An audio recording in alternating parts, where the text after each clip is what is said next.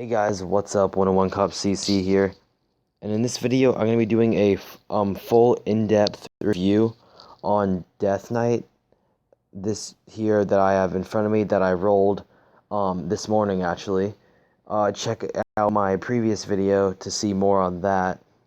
And I don't know, I like this hero and I dislike this hero in different ways. I'll start with my things I dislike about this hero. I don't think his proc is very good, but at the same time, I think his proc is good. I don't think his proc is very good because the range is very small, and his proc needs to be used, or it needs to be activated at the perfect timing for it to actually be effective. So it's really only going to help much in the arena if you have the perfect revite, revite on it with your team. And he isn't ranged. So that means if another team has a 5/5 Revite Ares, and you have a 5/5 Revite Death Knight, then their Ares is going to proc first, which means your Death Knight isn't going to proc. So that's a big down. And um, another downside to Death Knight is he almost has a 7-second cooldown, which does suck, and that's a long time. But yeah, so his range, the cooldown sucks, and just straight up, I think his name is stupid. Death Knight, I mean, come on. You can't be any more, you can't be um, any more innovative to make a better name than Death Knight. I mean, it's kind of weird. And also, Death Knight just doesn't look the same as any of these Druid, Thunder God. He's just a totally different hero, which I think's okay, but it just doesn't seem like it fits in this game very well, as someone like Pumpkin Duke does. Now, the ups about Death Knight. First, I'm going to start off with his health. Look at his health. 23.3k HP.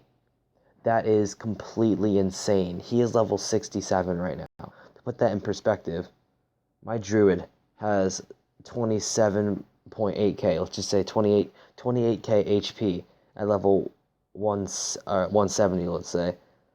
And my Death Knight is almost the same, about 5k shorter HP than my Druid, but he is level 67, 102 levels short of Druid. That is crazy. This guy is going to be an absolutely insane tank when he gets to be viable. And yeah, so that's one of those major upsides. Another upside is that this hero has a level 5 revive on it. As you can see right there at the bottom, level 5 revive, which is good in the arena because if you're running into the other team and your hero dies, he will come back, and since he has so much HP, he'll come back with a level 5 revive with a decent amount of HP and should be able to get his proc off before the other team kills him, which means the other team won't be able to kill him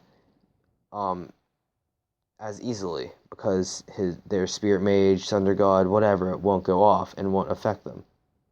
Or will go off, but just won't affect them.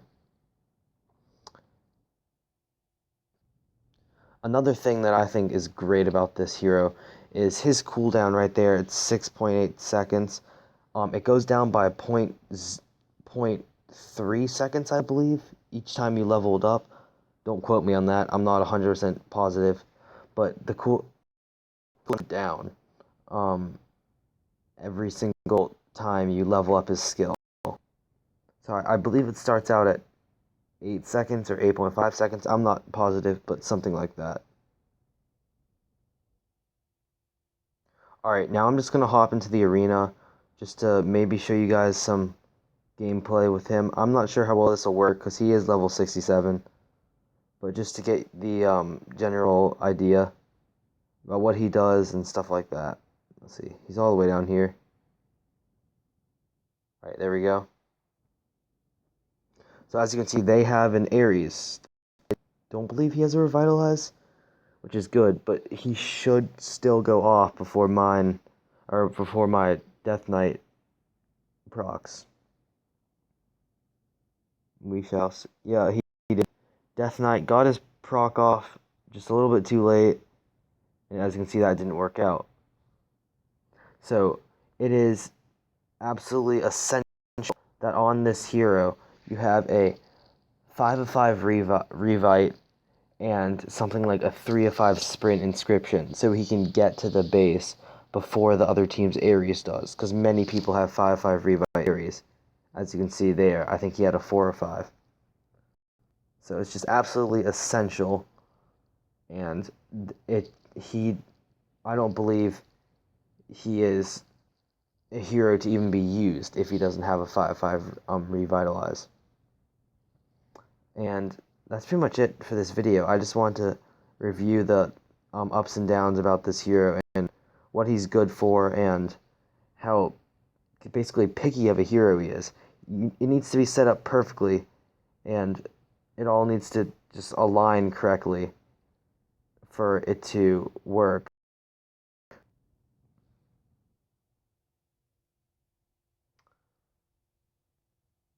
Another quick thing he is great in is he is pretty good in Storm Mace, actually, surprisingly, because he procs, and there is right now he's my let me pull him up. My Death Knight is a 5 of 9, so it's on for 4 seconds, and there's a 6.8 second cooldown. So that means his proc is roughly off for 2.8 seconds. So if it's off for 2.8 seconds, there's only 2.8 seconds that the Storm Mesa boss can proc on you and stun you. So that means over 50% of the time, his proc is going to be on when the Storm Mesa boss hits you, which means your Pumpkin Duke is probably keep stacking, and everything will just keep on going. And then another cool thing about him is when he does proc, he prioritizes the healers. So the healers would be, I believe it's Vlad, Dracula, and Druid are the 2 priorities. And then I think it might be Orcsbane and Grizzly and other heroes like that afterwards. I'm not positive because that hasn't been fully tested yet, because as you guys know, this hero just came out, and I was very lucky to get this hero without rolling any gems, just from a free 150 gems I had on my account, which is absolutely insane. But yeah, if you guys have any questions, please feel free to hit me up down in the comments or online. I'm 101 Cop online. Hit me up with any video ideas, or if you guys just want to ask me questions about this new hero or whatever, I don't care. Just hit me up, and please like, subscribe, and comment. Help me out a lot, because I'm trying to bring this channel back from the dead a little bit. But yeah, thanks guys. Peace out.